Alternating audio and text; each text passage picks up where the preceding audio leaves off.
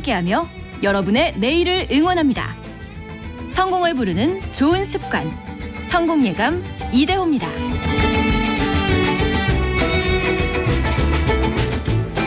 성공예감 이대호입니다. 2부가 돌아왔습니다.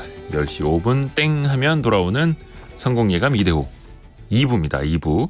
저희가 경제상식 퀴즈 내드렸던 것에 정답 알려드리죠. 바로 캥거루족이었습니다. 캥거루족.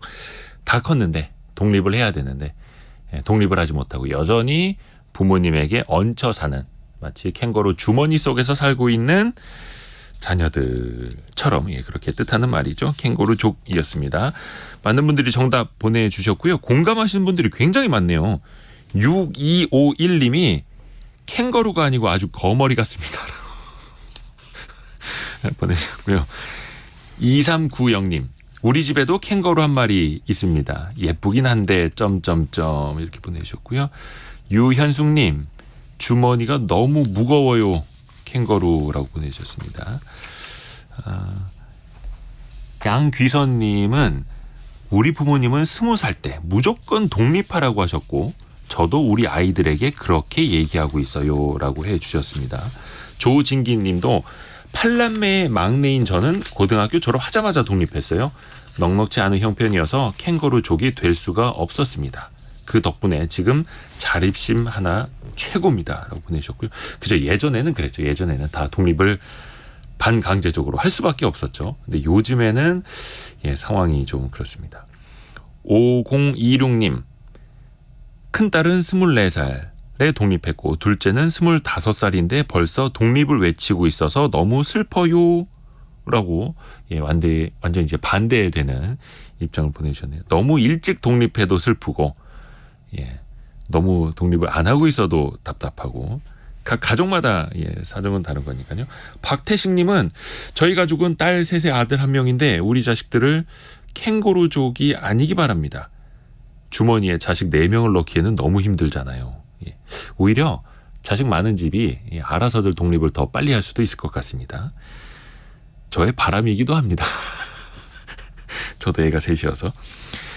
오늘 증시 상황이 조금 조정을 받고 있네요. 코스피는 0.5% 내린 2550선에 있고요. 코스닥은 0.6% 내린 912포인트를 가리키고 있습니다. 환율은 5원 정도 올라서 5.6원 정도 올라서 1336원 가리키고 있습니다.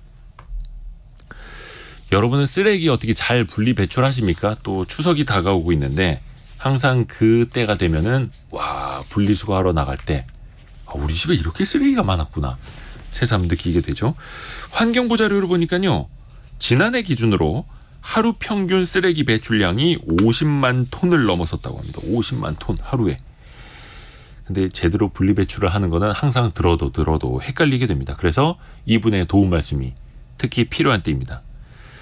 자원순환 사회경제연구소 홍수열 소장님입니다. 안녕하세요. 네, 안녕하세요. 좀 그 사무실 이름이 어렵네요.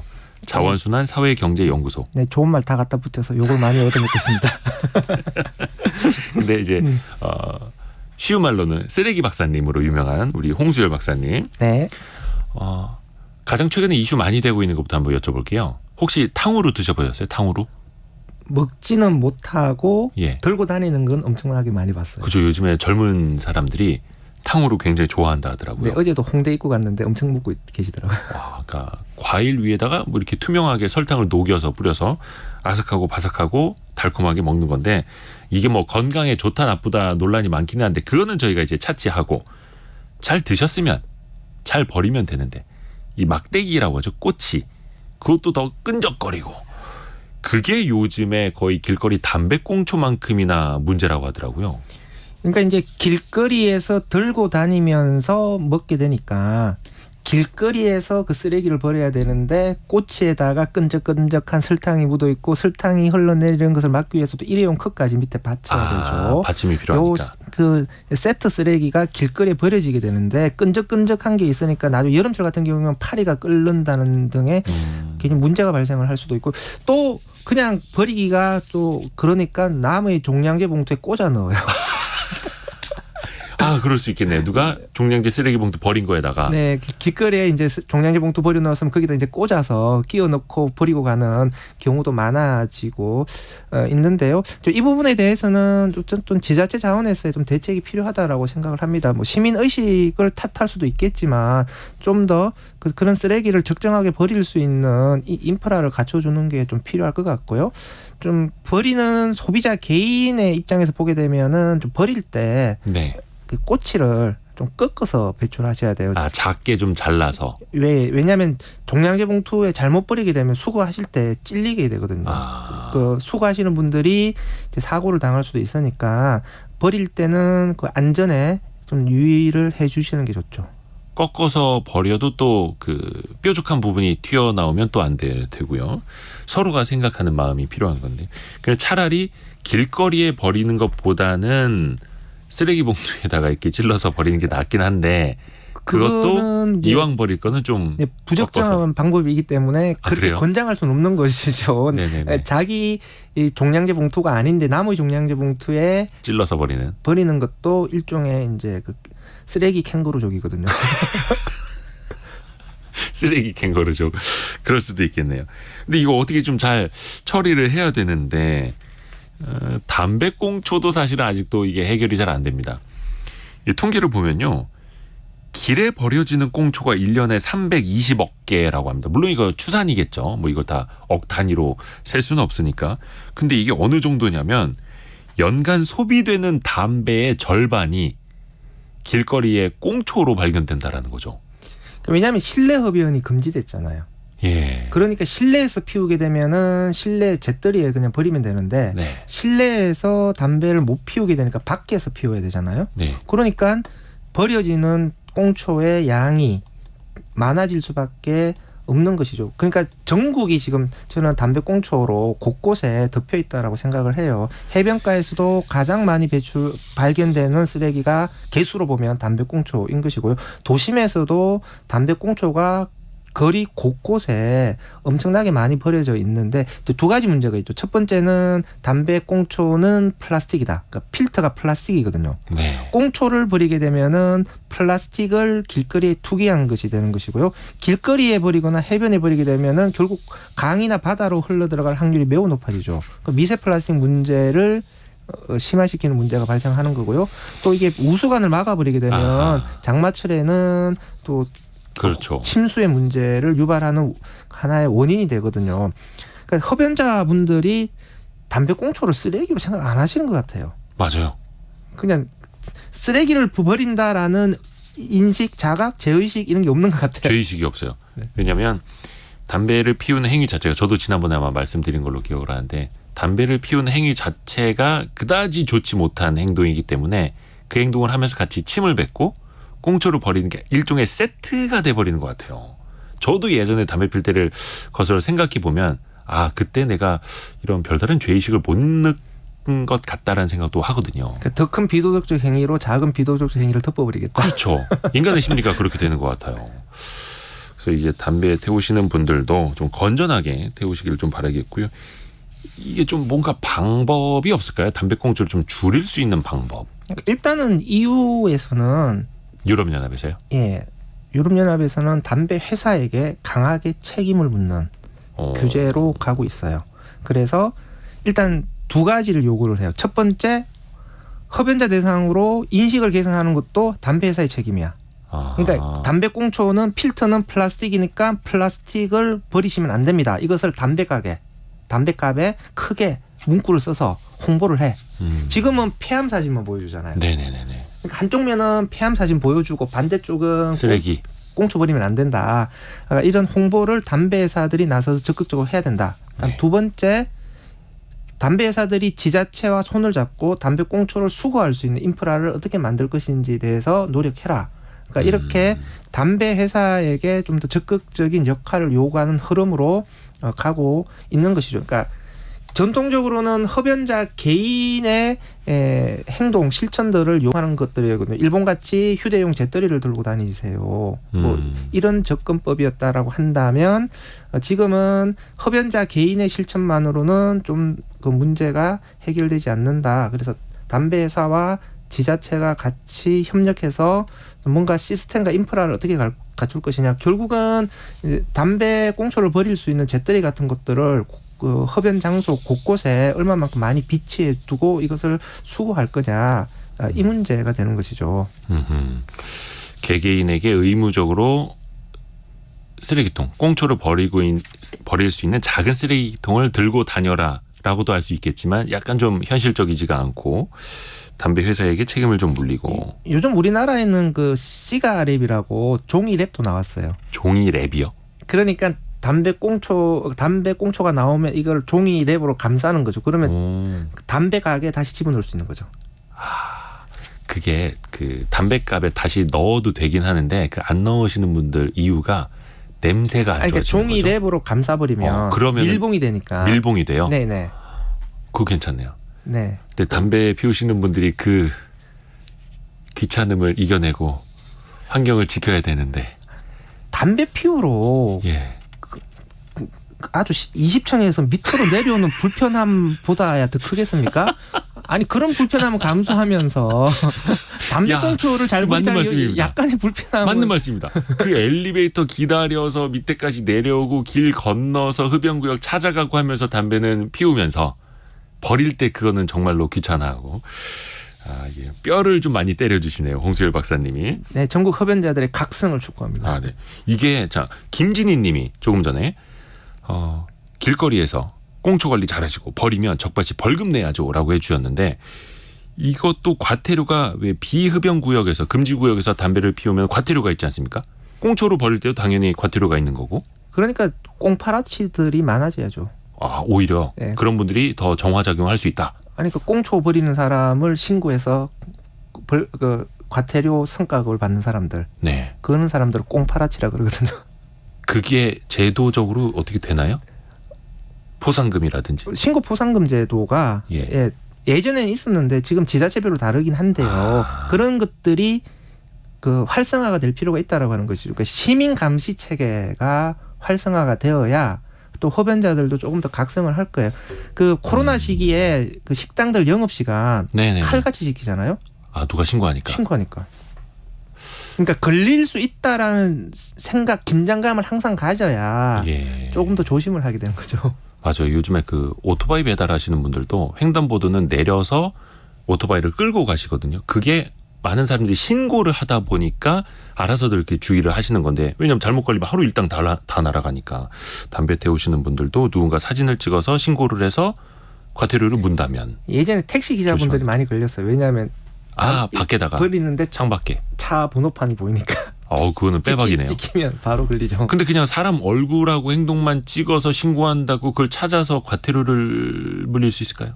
그건 좀 그 꽁파라치는 그러니까 뭐 제한적으로 적용될 수가 있겠죠. 다수의 공공 공간에서 익명의 사람들을 잡아내기는 어렵겠죠. 그렇죠. 그게 된다면 저도 한번 열심히 아르바이트를 저도 2억 화소 그 카메라가 있는 핸드폰으로 바꿔서 한번 열심히 농담이고요. 근데 과태료 이런 거 없이도 좀 자정작용이 되면 좋을 텐데 다른 나라들은 좀 어떻습니까? 이 담배꽁초 문제를 좀 잘 해결한 나라들은 어떨까요? 모든 나라들이 예. 다 문제라고 생각을 다 해요. 골치를 썩고 있는 거예요. 각국의 사례들을 보게 되면은 모든 나라들이 지금 난리예요. 심지어 프랑스 같은 경우에는 매우 창의적인 시도까지 했어요. 프랑스요? 까마귀를 풀어서 까마귀가 담배꽁초 주워오게끔 훈련시키고서. 그 훈련이 되나요? 네, 훈련을 했는데 와. 까마귀도 나중에 적응을 하면서 얘들이 깨가 늘어서 안 주워오는 거죠. 인간이 나를 혹사시키고 있구나. 저 냄새 나는 거 이제 나도 싫어요. 반항하고 까마귀가. 네. 근데 뭔가 근본적인 대안은 되질 않는다라는 거. 결국은 그렇죠. 사람들이. 그러니까 이제 유럽연합에서는 담배 회사들이 나서야 된다라고 칼을 뽑은 거죠. 담배 회사들이 나서야 된다. 파는 만큼 이익을 거두는 만큼 끝까지 책임을 져라. 사람들을 교육을 시키든 뭘 하든. 그리고 또 하나가 커피 이거 잔이라고 해야 됩니까? 컵이라고 해야 됩니까? 일회용 플라스틱, 일회용 컵, 종이컵 네. 등등도 이게 일단은 일회용품 자체도 문제기는 합니다만 자원 낭비 측면에서 이걸 또 아무데나 버려서 특히 버스 정류장에 많이들 버리시더라고요. 버스 들고 탈 수가 없으니까 없죠. 들고 탈 수도 있지 않습니까? 아니, 버스에 그 일회용 컵에 음료를 들고 타는 것 자체가 금지되니까 이제 버스 정류장에 놓고 이제 다 가버리는 것이죠. 그러다 보니까 투기량이 점점 더 증가하는 것인데 두 가지로 접근을 해줘야 돼요. 네. 첫 번째는 결국 이 문제를 근본적으로 해결할 수 있는 방법은 네. 일회용 컵 보증금 제도가 확대되는 겁니다. 그러니까 테이크아웃 된 일회용 컵에 보증금을 부과를 해서 네. 반납을 하게 해야 돼요. 카페로 반납을 하거나 아니면 공공 거점 반환 장소에 반납을 해서 보증금을 받아가게끔. 네. 그래서 거점에 일회용 컵이 모이는 구조를 만들어 줘야만 투기되는 일회용 컵 문제가 일단 근본적으로 해결이 된다라고 하는 것이고요. 두 번째로는 모든 일회용 컵에 대해서 보증금 제도를 일시적으로 적용할 수는 없으니까, 그리고 보증금 제도를 적용하더라도 버리는 사람들이 생겨요. 네. 그랬을 경우에는 좀 길거리에 쓰레기통의 설치 확대가 불가피하다라고 생각을 합니다. 일단은 그 보증금 제도는 제가 알기로는 세종시나 뭐 제주나 일부 지역에선 시범 사업 중인 걸로 알고 있거든요. 예, 작년 12월 2일부터 세종시와 제주도 예. 두 곳에만 시범 사업을 적용을 하고 있는데 네. 일단 시범 사업을 거쳐서 전국적으로 확대되는 방안들이 필요하고요. 그러니까 카페분들이 좀 많이 거부를 하고 계시는데 아무래도 장사하시는 분들이 힘드시니까. 네네 뭐 예. 여러 가지 저가 커피들 같은 경우에는 또 보증금이 적용되는 저가 커피와 그렇지 않은 무인 카페, 편의점, 개인 카페와의 경쟁력 문제가 생기는 형평성 문제가 발생하니까 그런 문제들도 해결해 주기는 해야 될 텐데 어쨌든 전체적으로는 그 길거리에 테이크아웃 되면서 투기되는 일회용 컵을 근본적으로 어떻게 해결할 것이냐 이 부분에 대해서 좀 같이 공감대가 형성될 필요가 있다라고 생각을 해요. 그거를 길거리에 투기되게 한 다음에 그것을 치우는 방식으로 해결하자. 이것은 그 근본적인 해결책이 안 되는 것이죠. 그리고 그 일회용컵 쓰레기는 재활용이 안 되는 거니까 그런 식으로 버리면 그러면 보증금을 통해서 따로 모으게 되면 그거는 따로 모아서 다시 컵으로도 재활용할 수가 있거든요. 네. 그러니까 일회용 컵을 사용해야 한다면 이렇게 순환되는 구조를 만들어 줘야 되는 것이고요. 또 일회용 컵 사용을 좀 불편하게 만들어 줘야 텀블러를 들고 다니는 소비자들이 늘어날 거예요.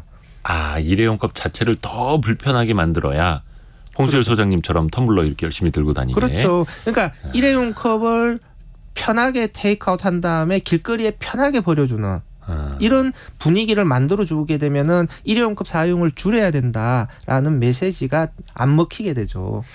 그래서 조금 더 근본적으로는 좀 일회용 컵 보증금 제도라든지 아니면은 일회용 컵에 대한 그 영국처럼 라떼세, 그러니까 일회용 플라스틱 컵에 대해서 플라스틱 세금을 부과하는 방식으로 일회용 컵 사용에 대한 비용을 증가시키는 접근도 필요한 것이죠. 그러니까 어쨌든 일회용 컵을 싸게 편하게 자꾸 이용하는 이런 구조를 그대로 방치한 상태에서 일회용 컵의 투기 문제, 뭐 재활용 문제를 해결하자는 안 통하는 거죠. 좀 백약이 무효가 될 거라고 생각해요. 그러니까 근본적으로 접근을 해야 된다. 근본적으로. 네. 그러니까 예, 비용도 그렇고. 좀 더 근본적인 접근을 한 후에 그 다음에 이제 길거리 쓰레기통 확대라든지 이런 인프라 개선 작업이 병행돼야 되는 것이다. 그렇죠. 그리고 아까 잠깐 이야기하셨던 그 일회용 컵 보증금 제도도 이게 사실은 특정 지역, 특정 프랜차이즈 일정 규모 이상의 프랜차이즈에게만 적용을 하면 상대적인 풍선 효과가 다른 쪽으로 나타날 수도 있으니 그러면 시행을 할 거면은 다 같이 해야 되는 거고 다 같이 불편하게 해야 되는 거고 더 많은 비용들이 다 같이 들게끔 해야 된다라는 그런 방향이겠네요. 좋습니다. 그리고 거기에서 이제 파생되는 이야기가 잠깐 이야기하셨던 쓰레기통인데 이게 항상 우리가 헷갈리는 게 길거리 공공 쓰레기통이 많이 있는 게 좋은 겁니까? 아예 없는 게 좋은 겁니까? 이게 장단점이 있는 것인데 우리나라는 1995년 쓰레기 종량제가 시행이 되면서 길거리 쓰레기통이 싹 없어졌어요. 네. 가정에 나오는 쓰레기를 까만 봉다리에 넣어서 갖다 버리니까. 불법 투기할까 봐서 없어졌는데 이제 2000년 이후로 길거리에서 음료를 소비하는 문화가 늘어났거든요. 요즘 또 탕후루 같은 새로운 소비 문화도 등장한 거고, 그러니까 길거리에서 음식을 소비하는 행위가 증가를 하기 때문에 길거리에 쓰레기 투기도 심각해질 수밖에 없는 상황이거든요. 그렇다면 그러니까 이런 문제를 해결하기 위해서는 이제 쓰레기통의 설치가 필요한 거 아니냐. 적어도 한국 정도의 경제 수준이면 가정에 있는 쓰레기를 길거리에까지 들고 나와서 일부러 버리는 사람들이 있겠느냐.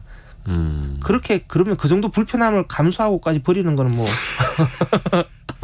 뭐 어쩔 수 없는 거 아니냐. 그러니까 네. 그 쓰레기 불법 투기 때문에 그 쓰레기통을 설치하면 안 된다라는 논리는 더 이상 좀 통용되지는 않는다라고 생각을 하고요. 네. 다음 두 번째로는 이제 유럽이나 이런 선진국 같은 경우에는 테러의 위협을 많이 얘기를 해요. 그러니까 폭탄 같은 것들을 쓰레기통에 설치한다. 그러니까 공원 벤치 위에 그대로 놔두면 좀 이상한 게 놓여 있네 신고가 들어가지만 쓰레기통에 집어넣어 버리면 사람들이 잘 의식을 못 하잖아요. 그래서 테러를 방지하기 위해서 쓰레기통을 없애야 된다라고 하는 건데 뭐 그렇게 따지면 뭐 공항이라든지 다중이용 시설도 마찬가지거든요. 네. 그래서 그쪽은 이제 오히려 투명한 속이 보일 수 있는 방식으로 공공 장소에 쓰레기통을 설치를 하거든요. 그 쓰레기 봉투도 그렇고 공공 쓰레기통을 투명하게 만든 이유가 그런 것 때문이었어요? 예. 테러라든지 어떤 불안감이 네네. 없게끔. 공항에서의 쓰레기통이 그렇게 바뀐 거는 그런 이유들 때문에 그렇거든요. 그래서 뭐 부작용들을 생각 안 할 수는 없겠지만 네. 지금 같은 상황에서는 길거리 쓰레기통이 좀 확대될 필요가 있지 않느냐. 그리고 지금 모든 지자체에서 쓰레기통이 없는 게 아니거든요. 네. 서울시도 뭐 강남구나 이런 지자체에는 길거리 쓰레기통이 잘 갖춰져 있어요. 그래서 저는 우리나라와 같은 현재의 경제 수준 그리고 소비 문화 상황에서는 길거리 쓰레기통을 좀 설치를 하는 게 맞다라고 생각하고요. 그러면 이제 지자체 입장에서는 재원의 문제가 또 나올 거예요. 그렇죠. 그것도 길거리 쓰레기통도 분리수거가 되게끔 또 설치를 해야 되잖아요. 제대로 하려면. 그런데 지금 투기된 쓰레기는 또 지자체 청소 차량들이 돌면서 또 하거든요. 네. 그러니까 투기된 쓰레기를 청소하느니 그냥 쓰레기통에 있는 쓰레기를 집어넣는 게 훨씬 더 편하지 않을까 싶은데요. 투기된 쓰레기는 그 일일이 또 분리를 하면서 수거하기가 더 어려운 거죠. 길거리에 투기된 쓰레기는 사실상 선별해서 재활용하기가 쉽지 않다라고 봐야 되겠죠. 추석 이야기로 넘어가겠습니다. 추석 이야기. 이럴 때 선물 세트를 사시는 분들, 받으시는 분들 뭐 많아서 좋기는 한데 항상 빠지지 않는 이야기가 선물 포장입니다. 그게 선물하고 받을 땐 좋지만 나중엔 다 쓰레기가 되지 않습니까? 요즘에는 어때요? 과대 포장에 대한 이런 이슈가.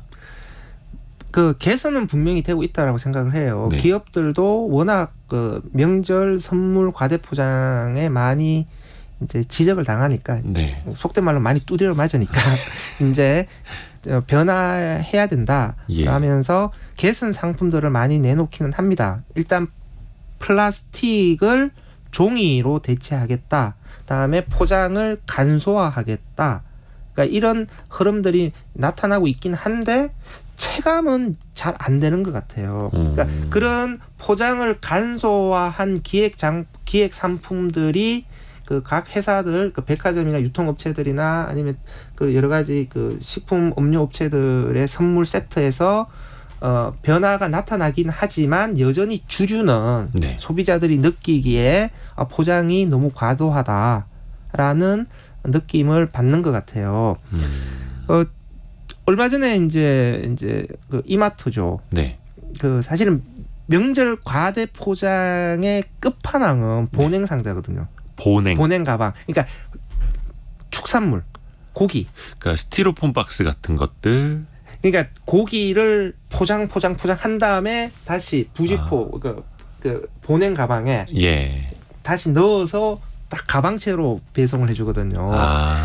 그걸 보면 시각적으로 이거는 진짜 명절 한철 때문에 이렇게 많은 쓰레기를 배출해야 되냐라는 시각적 충격 효과가 매우 크거든요. 그래서 저는 명절 과대 포장의 끝판왕은 축산물 보냉 상자라고 보거든요. 그게 안에 랩하고 스티로폼 그 겉에 있는 보냉 스티로폼 그 위에 있는 부즈포 가방 하면 한 4중 그죠. 한 4겹 정도는 포장이 들어가죠. 그렇죠. 보냉 상자는 매우 두껍거든요. 진짜 가방으로 예. 일상적으로 써도 되는 건데 이걸 일회용 포장재로 버려야 된다? 아. 라고 하는 것에 대해서는 소비자들이 매우 부담감을 느끼게 되는 건데요. 그래서 이제 이마트 같은 경우에는 명절 선물용으로 배송된 보냉 상자를 이마트로 다시 가져오시면 5,000원을 드리겠습니다.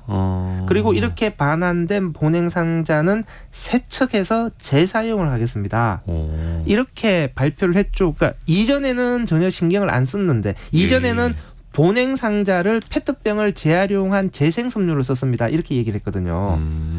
그런데 재생섬유를 쓴다고 하더라도 이게 다 한번 쓰레기로 버려지는 건데 이게 뭔 의미냐 이런 비판이 제기되니까 이제 한 단계 더 나아가서 보냉 상자는 재사용을 하겠습니다. 이런 대책을 내놓은 거거든요. 그러니까 이건 분명히 한 단계 더 진전된 좋은 조치인데 이 부분 근데 좀 끝까지 지켜봐야 될 것 같아요. 왜냐하면 기업들이 이렇게 보도자료만 내고 홍보 효과만 누리면서 마무리를 제대로 안 하는 경우도 많거든요. 실제로 가져가면 이거 왜 가져오셨어요? 이럴 수도 있는 거고. 그러니까 아니 가져왔는데 소비자가 가져오면 5,000원 주겠죠. 이게 모은 거를 진짜 세척해서 재사용하느냐. 제대로 재사용을 하느냐. 그러니까 여기서 받아준다라는 퍼포먼스까지만 하고 이건 나 쓰레기로 버릴 수도 있어요. 보여주기식으로. 그렇죠. 이렇게 되면 그린워싱이거든요. 그래서 기업들이 실제 포장 쓰레기 문제를 해결하기 위해서 끝까지 책임을 지는지 뭐 이런 부분들도 저는 사후 모니터링을 좀 해볼 필요는 있겠다라고 생각을 합니다. 저도 그런 그 보냉 상자 그 위에 있는 부직포 가방 그것도 딱 그 고기 박스 사이즈에 맞춰 있어서 네네. 뭐 다른 뭐 장바구니 가방으로 쓸 수도 없어요. 그거는. 이거를 다시 반납을 하면은 5,000원을 받을 수 있다라는 것도 처음 알았는데 이거는 마트에 한번 문의를 해보고 가야겠네요. 마트별로. 그러니까 이마트가 이 프로그램을 한 것이죠. 그러니까 다른 마트로 가져가면 안 되는 거죠. 네네네. 선물 그렇죠. 그러니까 명절 기간 동안만 이제 통용이 되는 거죠. 항상 그래요? 되는 게 아니고. 그 기간만. 예. 그래요. 하여튼 문의를 좀 해봐야겠습니다.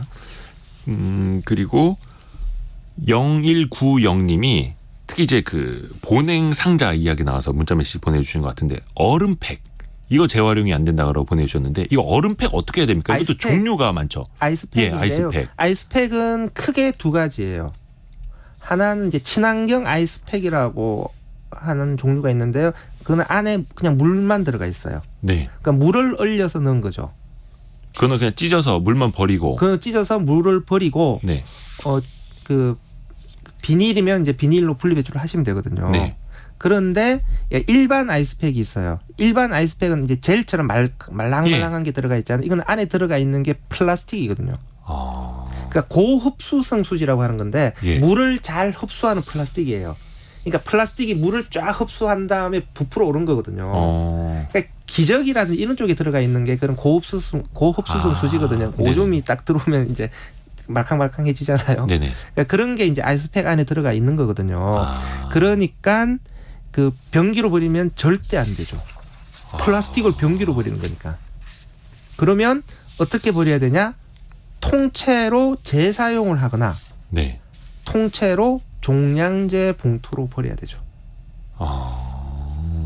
통째로 재사용을 하거나 통째로 종량제 봉투에 넣어서 완전히 쓰레기로 버리거나. 근데 재사용의 경우에는 지자체별로 프로그램이 달라요. 예. 그 아이스팩을 모아서 재사용하는 프로그램을 운영하는 지자체가 있고 하지 않는 지자체가 있기 때문에 모든 분들이 자기가 살고 있는 지역에서 이 아이스팩 재사용을 하기는 어렵죠. 뭐 자기 스스로 그냥 모아놨다가 재사용하는 경우도 있긴 한데 요즘 보면은 아이스팩이 워낙 많아서 요즘에 엄청 늘어요. 네네네. 그래서 그거는 결국은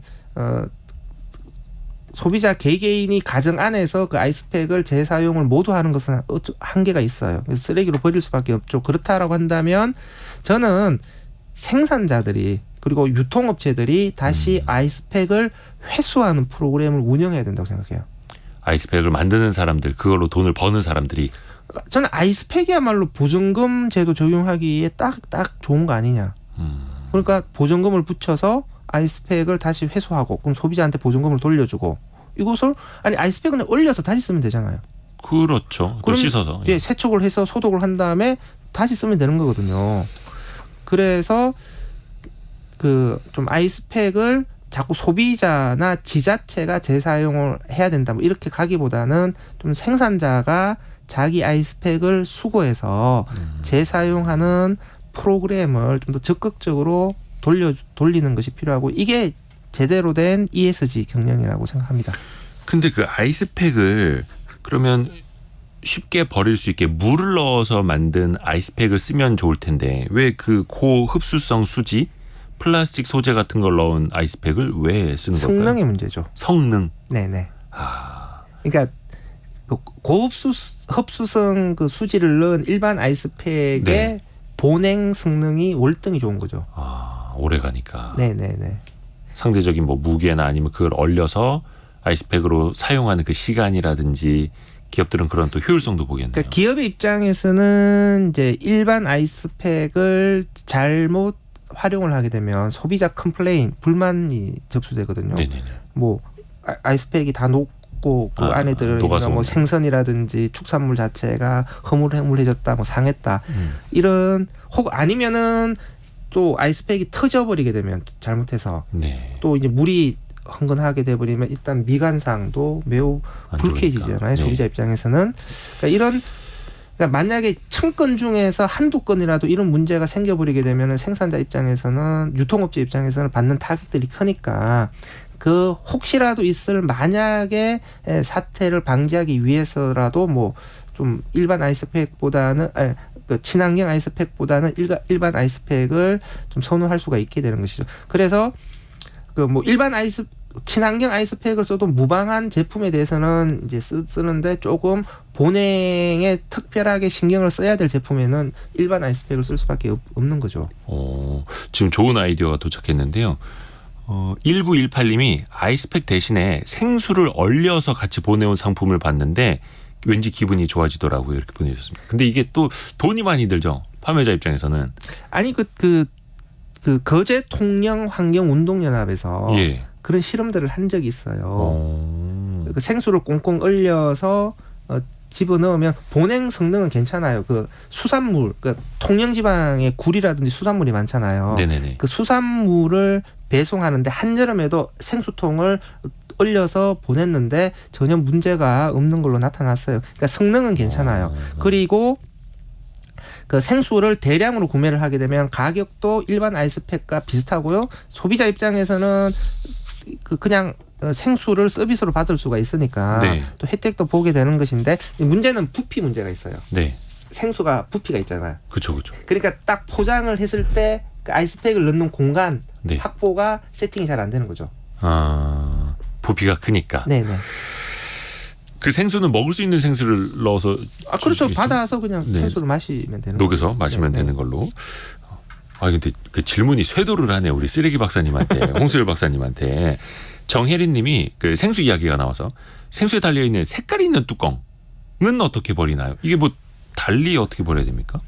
색깔 있는 뚜껑, 색깔 여부와 관계없이 페트병에 뚜껑을 닫아서 배출하시면 돼요. 그러니까 라벨을 벗기시고 뚜껑을 여시고 페트병을 발로 밟아서 압착을 하시고 다시 마개를 닫아서 배출을 하시면 페트병 재활용하는 공장에서 마개만 따로 모을 수가 있어요. 마개는 이제 색깔 구분을 하지 않거든요. 네네. 그냥 한꺼번에 모아서 재활용을 해요. 그러니까 여러 색깔의 마개가 한꺼번에 섞이죠. 네. 그러니까 검은색 재생원료가 나오겠죠. 그렇게 해서 그거는 그냥 별도의 플라스틱으로 분리수거를 하면 되는 거고, 요즘에 분리수거할 때 보면 투명한 페트병은 또 따로 버리라고 한쪽에 이렇게 또 해놓은 데들도 있더라고요. 생수, 음료, 투명 페트병만 해당이 되고요. 기름병이라든지 아니면 샴푸, 세제, 화장품병이라든지 그런 건 안 되고. 뭐 이런 것들은 그냥 플라스틱으로 버리셔야 되고요. 색깔 있는 페트병도 플라스틱으로 버리셔야 되고요. 그다음에 계란판이라든지 과일 상자 같은 것도 보면 페트라고 되어 있어요. 예. 근데 요런 애들은 판 페트거든요. 네네네. 병 페트가 아니고. 예. 병 페트와 판 페트는 다른 페트로 봐요. 그래요? 예, 그러니까 워낙 페트병은 생수 음료 페트병은 고급 재활용을 고품질 재활용을 하려고 보니까 굉장히 민감한 녀석이에요. 그러니까 조금만 뭐 다른 것들이 들어와도 반응을 하기 때문에 그 판 페트는 병 페트하고 약간 첨가제가 좀 달라요. 그러니까 미량의 첨가제가 다른 것도 영향을 미치니까 똑같이 투명한 색상이어도요. 네네네. 그래서 팜페트는 그냥 플라스틱으로 배출해라 이렇게 얘기한 거죠. 아하, 감사합니다. 그리고 조금 전에 오늘 오전에 서울시가 발표를 했다고 하네요.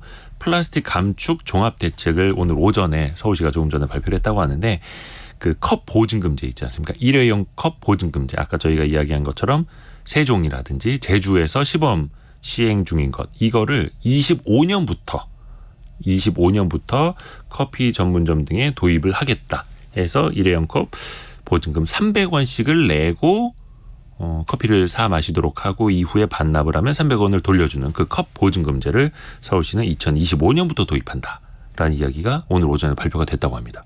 뭐 박수를 쳐 드려야죠. 일단 서울이 이렇게 적극적으로 나서게 되면은 일회용컵 보증금 제도의 전국 확대에 분명히 긍정적인 영향을 미칠 거라고 생각하고요. 오세훈 시장님의 네. 주력이 플라스틱 줄이는 거거든요. 그래서 좀 다른 지자체에 비해서 좀 더 과감하게 정책들을 펼치고 있는데 제대로 그냥 말로만 하는 게 아니고 진짜 제대로 차근차근 준비를 하는 모습들을 보여주셨으면 좋겠고요. 어제가 9월 6일 자원순환의 날이었거든요. 그래서 아마 네. 서울시도 자원순환의 날에 맞추어서 또 이런 대책들을 발표한 것으로 보입니다. 좋네요. 조금 우리가 불편하더라도 오히려 더 또 불편하게 할 필요도 있다라고 또 아까 박사님은 말씀해 주셨고 우리 그 명절 앞두고 있으니까 네. 명절을 위한 꿀팁 몇 가지만 더 좀 여쭤볼게요. 네네. 그 전 부치고 튀김 요리 많이 하실 텐데 기름이 나오지 않습니까? 식용유, 폐유 이거를 어떻게 버리는 게 가장 좋은지 일반적으로 뭐 식당에서처럼 많이 나온다면야 이걸 어떻게 따로 버려야 될 텐데 일반적인 가정에서는 휴지나 키친타월에 이렇게 흡수시켜서 쓰레기 봉지에 버리기도 하는데 이게 괜찮은 방법입니까? 첫 번째 싱크대나 변기로 버리면 절대 안 돼요. 그냥 흘려보내선 절대 안 된다. 네, 그게 기름 성분들이 잘못하면은 이제 배관 막힘 현상들을 일으킬 수가 있기 때문에 그 변기 등으로는 절대 흘려보내지 말아야 된다. 네. 그러면 두 번째는 말씀하신 것처럼 종량제 봉투에 버리는데 그냥 액체 상태니까 종이에 흡수시켜서 그 종이를 종량제 봉투로 버리는 방법들이 있는 것이죠. 이제 세 번째 방법은 그래도 재활용을 해야 되잖아요. 네. 폐식용유는 모으면 예. 바이오 디젤을 만들 수가 있거든요. 아하. 바이오 디젤은 경유를 대체하는 자동차 연료거든요. 예. 삼겹살 기름도 좋아요. 네네. 그래서 폐식용유나 이런 삼겹살 기름 같은 동식물성 기름을 모을 수만 있다면 네. 바이오 디젤이라는 친환경 대체 연료를 만들 수가 있거든요. 근데 어떻게 모을 거냐의 문제인데 지금 대부분의 지자체에서 가정에서 배출되는 식용유를 모을 수 있는 수거 체계가 거의 없어요. 그렇죠. 그러니까 요즘은 가정에서 튀김을 많이 안 하기 때문에 네. 가정에서 일상적으로 폐식용유가 많이 발생하지는 않습니다. 그러다 보니까 일상적인 식용유 수거 체계가 만들어져 있지 않는 것이죠. 네. 그러면 폐식용유를 그럼 어떻게 먹을까? 그러니까 명절 같은 특수한 시기에 다량으로 발생할 경우에 두 가지 방법이 있어요. 그러니까 지자체가 명절 기간에 맞춘 특별 수거 프로그램을 운영할 수가 있을 거고 주민센터로 가져오세요. 이렇게 해서 모으는 방식이 하나가 있을 거고요. 네. 왜냐하면 김장철 같은 그때 배추 같은 쓰레기 그쵸. 따로 모으는 프로그램을 운영하거든요. 그러니까 그런 것처럼 특정 시기에 맞는 특별 프로그램을 지자체가 운영하는 방법이 있을 거고 두 번째는 저는 뭐 치킨 회사나 네. 이런 쪽에서 좀 명절 기간에 맞춰서 한번 캠페인을 벌려도 좋지 않을까. 왜냐하면 치킨집은 예. 항상 폐유가 나오죠. 항상 폐식용유가 나오잖아요. 예. 그러니까 폐식용유를 가져가서 재활용하는 업체들이 있어요. 있죠. 그러니까 이런 인프라가 이미 구축돼 있잖아요. 그러면 치킨을 시켜서 배달하면은 집에서 뭐 그러니까 식용유 통에 폐식용유를 모아놓으시면 그걸 저한테 주세요. 그럼 치킨을 배달하고 이 식용유 통을 가져와서 이것을 통에 모아서 보내는 방식으로. 그러니까 치킨 배달 인프라 시스템을 폐식용유를 모으는 인프라로 활용을 하자. 그러면 우리 치킨 프랜차이즈 좀 업체들이 명절 기간에 좀 친환경 캠페인으로 그렇죠. 그럼 또 지역 주민들하고 또 손님들하고 한 번 더 교감을 하는 그렇죠. 거고요. 네. 남하은님이 아파트에 식용유 버리는 통이 있어요. 폐식용유 모아서 수거해 가져갑니다. 여기는 부산 해운대입니다. 라고 그렇게 하시는 곳도 있네요. 예전에는 대부분의 아파트에서 폐식용유 수거통이 있었어요. 그러다가 워낙 양이 줄어드니까 대부분 없어졌어요.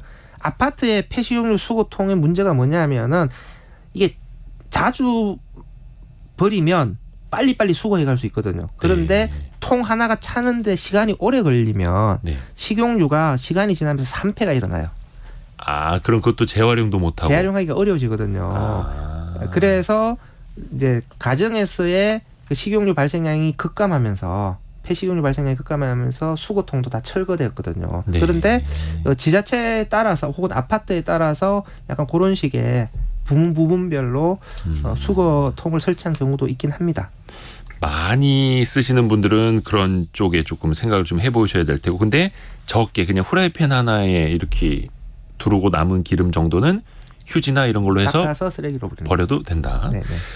남아있는 질문이 많은데 사실 우리가 쓰레기의 양이 많은 것처럼 쓰레기와 관련된 정보도 사실 끝이 없네요. 네. 홍수열 박사님 오늘도 유익하게 들었습니다. 예. 자원순환사회경제연구소 홍수열 소장과 함께했습니다. 고맙습니다. 네, 감사합니다. 라디오 정보센터 잠시 다녀옵니다. 동남아를 순방 중인 윤석열 대통령은 오늘 동아시아 정상회의에 참석해 북핵 문제 국제사회 공동 대응 방안 등을 논의합니다. 더불어민주당 이재명 대표가 쌍방울 그룹 대북 송금 의혹과 관련 오는 9일 수원지방검찰청에 출석하기로 했습니다. 서울시가 일회용 플라스틱 사용을 줄여 2026년까지 폐플라스틱 발생량을 10% 줄이고 재활용률은 10%포인트 올리겠다고 밝혔습니다. 2025년부터 일회용컵 보증금제를 도입하고 카페 등에서 일회용컵을 사용하면 보증금 300원을 부과하기로 했습니다. 미국의 한 식료품 마트 체인에서 출시한 냉동김밥이 폭발적인 인기를 끌면서 전국적인 품절 사태에 이어 미국 소비자들이 한국 식료품을 찾아 한인마트로 눈을 돌리고 있다고 미 MBC 방송이 보도했습니다. 지금까지 라디오 정보센터 뉴스 정한나였습니다. 자, 애프터 서비스 시간입니다. 여러분의 질문에 저희가 꼼꼼하게 답변을 해드리는 시간. 오늘은 곽지현 리포터입니다. 안녕하세요. 네, 안녕하세요. 어떤 질문부터 들어볼까요? 네, 먼저 8547번님이 보내주셨습니다. 네. 네, 해외로 나갔던 기업이 다시 돌아오는 유턴 기업이 많다는 거는 우리나라의 경제에 어떤 의미를 주는 걸까요? 네. 유턴 기업. 공장이라든지 뭐 본사가 됐든 해외로 나갔다가 국내로 다시 돌아오는 기업. 많이들 돌아오시라. 네. 정부에서 혜택을 더 드리겠다. 이런 취지였는데 네. 유통기업이 돌아온다면 당연히 해외에 투자했던 돈을 국내에 투자를 하게 되고 일자리가 늘어나게 되고 일자리가 늘어나면 소비도 늘고 생산도 다시 늘어서 또 다시 투자도 더 많이 할 수 있는 선순환 구조가 되겠죠. 그렇죠. 그래서 세계 각국이 나갔던 기업들 돌아오게끔 하는 이른바 리쇼어링, 그러니까 다시 무트로 올라오는, 바다에서 무트로 올라오는 이런 정책을 쓰고 있는데 네. 근데 이게 생각해 보시면 기업이 왜 해외로 나갈까요? 생산 비용, 인건비, 특히 더 중요한 건 그곳에 시장이 있기 때문입니다. 네. 넓은 시장을 찾아서 나가는 건데 다시 국내로 돌아온다? 그러면 이들 기업한테 생산 비용이 더 절감이 되거나 아니면 더 매력적인 시장이 있거나 할 때 들어오겠죠. 반대로 내가 기업을 운영하는 사장님이라면. 그래서 이걸 데이터를 보면은 미국에 2014년부터 2021년까지 유턴한 기업, 미국 기업이 해외로 나갔다 다시 들어간 유턴 기업이 6,800여 개가 된다고 합니다. 근데 2014년부터 2023년 상반기까지 한국 기업 중에서 해외로 나갔다 한국 땅으로 다시 돌아온 기업은 137개밖에 되질 않는다고 해요. 네. 정말 미미한 거죠. 그렇죠. 이걸 봤을 때 상대적으로 그 시장이 얼마나 크냐. 물론 정부의 정책도 중요합니다만 그 시장 자체도 중요한 거고, 현실적으로 봤을 때 우리나라 중소 중견 기업들은 해외로 나가는 대기업을 따라서 나가는 경우가 거의 대부분입니다. 왜냐하면 협력사들이니까 그 현지에서 물품을, 상품을, 제품을 공급해 주기 위해서. 그래서 중국, 베트남, 인도, 멕시코 등지로 대기업이 나갈 때 함께 나가는 기업들이 많기 때문에 혼자서 다시 들어오는 그런 결정을 하기도 사실은 어렵구나. 현실적으로 우리나라 기업들은 좀 한계가 있더라고요. 그렇군요. 네. 자, 이어서 9412번님, 한국 임금이 중국보다 높은데 뭐 가능할까요? 맞습니다. 이런 유턴 기업들이 돌아올 때 인건비도 상당히 중요한 거죠. 일반적으로 지금 급여가 우리나라 급여가 중국보다 한 4배 정도 높다. 반대로 중국의 인건비는 우리나라의 4분의 1 수준이다라고 하는 건데 네. 이것마저도 기업들은 중국의 인건비가 많이 올라왔네. 이제는 부담스럽네라고 느낀다고 해요. 과거보다는 더 많이 올라왔으니까. 네. 그래서 베트남으로 많이 이전을 했던 거고 베트남의 인구가 이제 1억 명을 눈앞에 두고 있지 않습니까? 또 시장도 있기 때문에 그쪽으로 가는 거고 또 저희도 인도에 대한 콘텐츠도 다뤄드렸습니다만 인구가 더 많은 또 고성장하는 국가 게다가 인건비도 훨씬 더 저렴한 국가로 가자. 이런 선택들을 또 하고 있는 거죠. 네.